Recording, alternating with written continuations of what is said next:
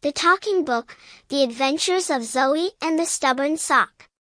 Once upon a time, in a cozy little library tucked away in a small town, there lived a magical book named the Talking Book.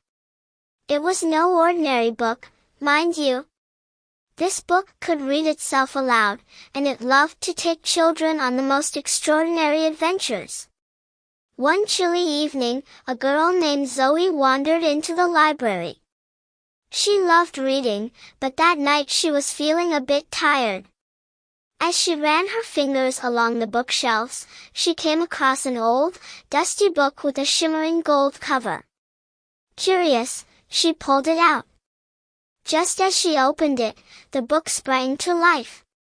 "Hello there, Zoe," said the Talking Book, its pages flipping all on their own. "I've been waiting for you. Ready for an adventure?"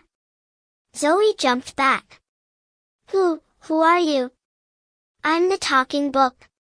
I tell the best stories, and I can take you into them too. Want to come along?" Zoe's eyes grew wide with excitement. "Yes. But where will we go?" The Talking Book gave a little chuckle. "How about into your very own story? Hang on tight." Suddenly, the room swirled around Zoe, and in a blink, she found herself standing in her bedroom. But something was very odd. Her room looked the same, except for one thing, a sock. A sock that was hopping around on the floor like it had a mind of its own. "What's going on here?" Zoe asked, chasing after the hopping sock. "It's the stubborn sock," the Talking Book narrated. "It refuses to be paired with its match, and now it's causing chaos." Zoe groaned. "Not the stubborn sock. That sock never stays in place when I try to fold laundry." The sock zoomed past her, leaping onto the bed and hiding under the pillow. Zoe dove after it, but the sock zipped away, giggling like a mischievous gremlin. "I don't want a sock adventure," Zoe huffed, now tangled in her bedsheets. But the Talking Book wasn't finished. A sock adventure is just the beginning. Hold on to your hat. Just then, the stubborn sock dashed to the closet, flung the doors open, and jumped inside. Suddenly, all of Zoe's clothes flew out. Her pants started doing the cha-cha, her sweaters waved like flags, and her shoes lined up for a race. Zoe watched in disbelief as her favorite hoodie did a backflip off the dresser. "Are you seeing this?" Zoe asked the book, though she wasn't sure where it had gone.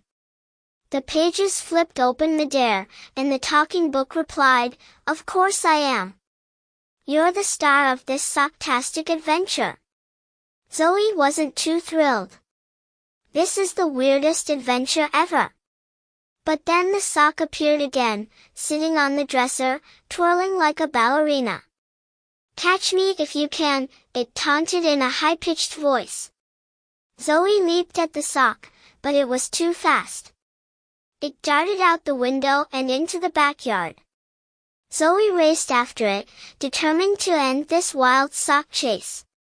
Outside, the sock bounced through the grass, doing cartwheels and flips like a circus performer. Zoe sighed. "How am I supposed to catch a sock that knows gymnastics?" Just as Zoe thought all hope was lost, the Talking Book spoke up again. "You need a sidekick. Every adventurer has one." Suddenly, Zoe's stuffed rabbit, Mr. Floppy, sprang to life. He hopped off the shelf and stood at attention. "Reporting for duty," he said, saluting Zoe with his floppy ears. "Mr. Floppy!" Zoe exclaimed, delighted to see her favorite toy alive and ready for action. "Let's catch that sock, ma'am," Mr. Floppy declared. With Mr. Floppy by her side, Zoe chased the sock all around the yard. They jumped over garden gnomes, dodged sprinklers, and even slid down the slide in the backyard playground. Finally, after what felt like hours of running in circles, Zoe had an idea. "Hey, Sock," she called. "If you come back, I'll let you hang out with your match, the left sock. You've been apart for too long, haven't you?" The sock stopped mid-jump and turned around. "Really? You'd do that for me?" Zoe nodded. "I know it's hard being apart.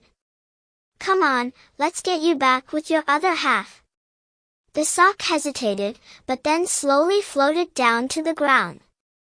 Zoe gently picked it up and brought it back inside, where she found its match under the bed. She placed the stubborn sock next to its pair, and, to her surprise, the two socks hugged each other. It was the happiest sock reunion ever. The talking book flipped its pages and laughed. "See? Every adventure has a happy ending." Zoe smiled. That was actually kind of fun. With a soft whoosh, Zoe was back in the library, holding the book in her hands. The room was quiet again, but the golden shimmer on the cover seemed to twinkle.